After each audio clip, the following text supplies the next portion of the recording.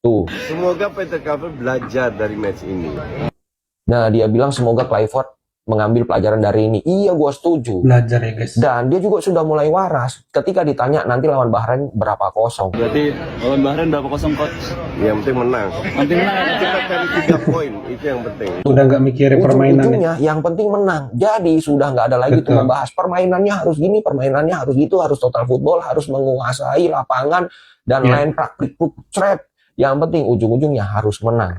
Nah, kalau pakai filosofi, yang penting hasil akhir, yang penting ujung-ujungnya harus menang. Apa bedanya dengan yang diterapkan oleh Sintayong? Walaupun dianggap pragmatis, walaupun dianggap tidak aktif, walaupun dianggap tidak menghibur, tapi ujung-ujungnya hasilnya bagus.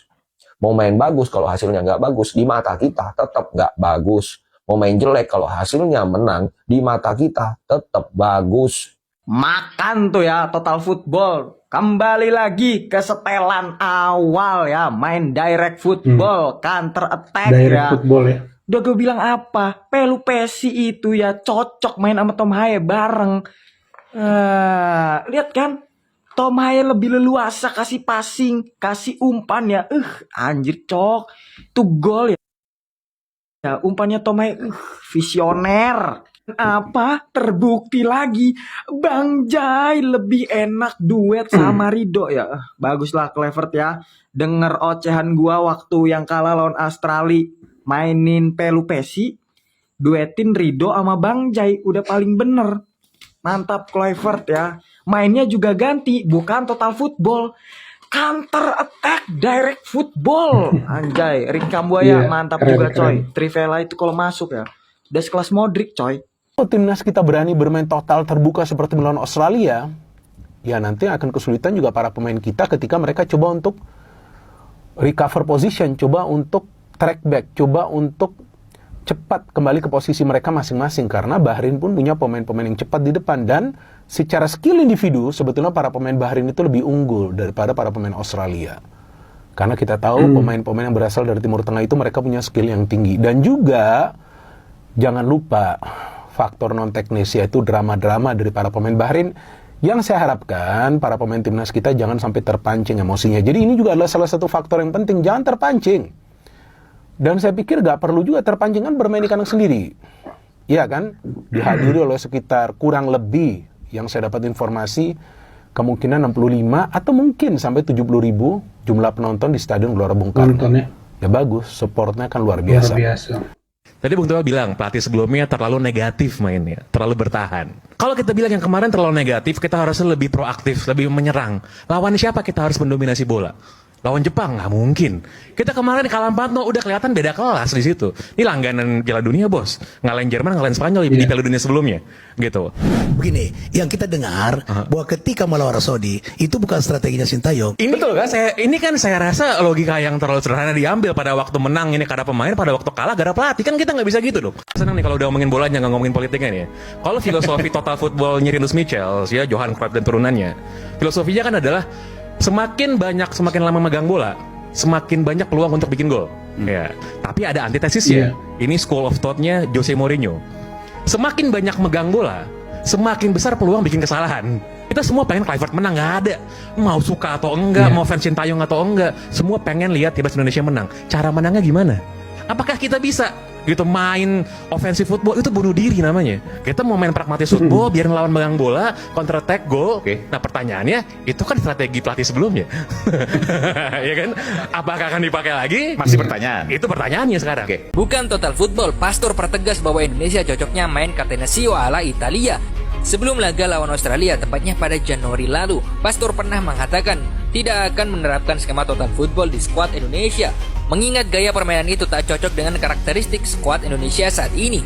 Total football membutuhkan pemain-pemain kelas atas yang multi posisi dan memiliki stamina super. Skuad timnas Indonesia saat ini lebih cocok dengan strategi Catenaccio ala Italia, kata Pastor menjelaskan. Bukan Bagi Ratu Sarakan sepakat dengan Alex Pastor yang udah jelas pengalamannya banyak di klub Eredivisie, beda dengan si Patrick yang masih minim pengalaman. Jadi Alex Pastor ini menyebutkan bahwa timnas Indonesia tidak cocok bermain gaya total football. Alasannya udah sangat jelas, kalau kita ingin bermain dengan skema total football tuh butuh pemain yang kelas atas dan juga multi posisi serta memiliki stamina super. Sedangkan dengan skuad saat ini katanya lebih cocok bahwa timnas Indonesia tuh nerapin strategi Catenaccio ala Italia. Dan buat lo yang belum tahu, ketika Alex Pastor ini megang Almer City, dia tuh nggak terlalu ngandelin total football. Justru dia bermain dengan pragmatis sehingga Almer City tuh bisa bertahan di Eredivisie, beda dengan Patrick Kluivert yang mengadaptasi taktik dari pelatih Tottenham Hotspur sehingga terlalu naif dan bermain terbuka. Karena timnas Indonesia itu hampir mirip dengan Australia, China, bahkan Oman yang secara skuad tuh nggak cocok bermain dengan total football. Kecuali lawannya itu udah 2 level di bawah kita, baru bisa kita nerapin total football. Atau kita mau coba reaktif football seperti Jordan dan juga Irak. Bahkan makin kesini gue juga makin sadar kayaknya emang Alex Pastor nih lebih pantas jadi pelatih utamanya ketimbang bintang laut. Ya, terbukti ya teman-teman, ternyata memang tidak cocok ya total football yang selalu diagung-agungkan gitu teman-teman. Tetapi memang Indonesia cocok ya dengan bermain seperti kemarin melawan Bahrain itu.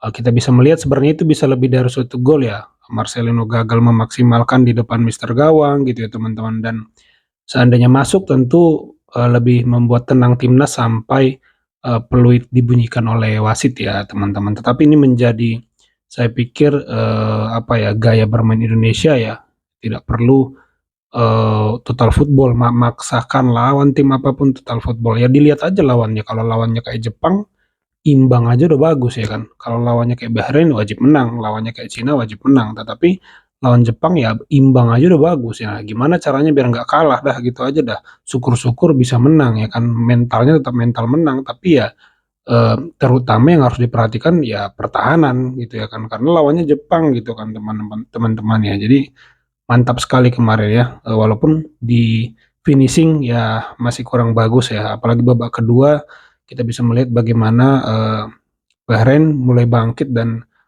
kitanya yang mulai seperti diserang ya teman-teman ya. Kan dia dalam press con dia bilang, gue penggemar 4-3-3, gue penggemar sepak bola menyerang. Yes. Karena kalau lu ikut SSB, gue ikut SSB 6-7 tahun di Belanda. Dari kecil kita diajarnya 4-3-3, nggak ada istilah parkir bis lah apalah. Total football, 4-3-3 menyerang, pegang bola, udah. Yang terlalu bangga di situ. Dan ini akan dia terapkan. Kan dia Gak perlu juga total football, lupakanlah total football. Ya kan, lupakan. Dan Indonesia tidak bermain full menyerang, bagus. Hasilnya apa? Hasilnya apa? Indonesia menang, dapat 3 poin, menjaga peluang untuk lolos. Itu yang paling penting. Mau main indah, cantik di statistik, tapi kalah. Siapa yang ingat?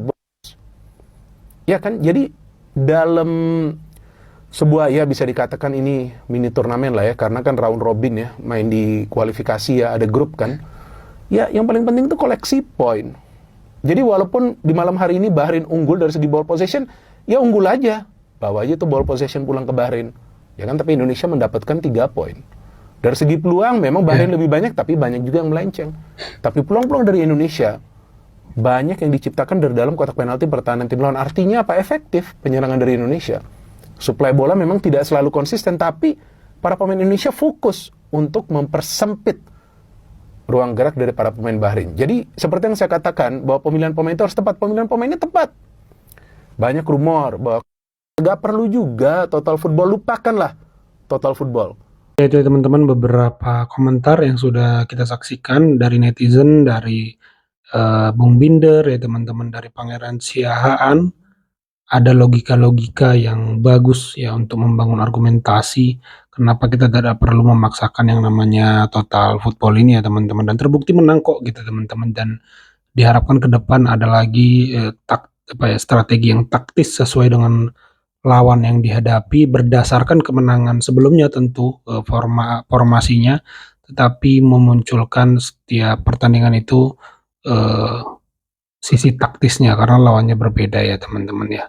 Kalau menurut teman-teman bagaimana, coba tulis di kolom komentar. Itu saja video kali ini, terima kasih yang sudah menyimak sampai selesai. Sampai jumpa di video saya selanjutnya.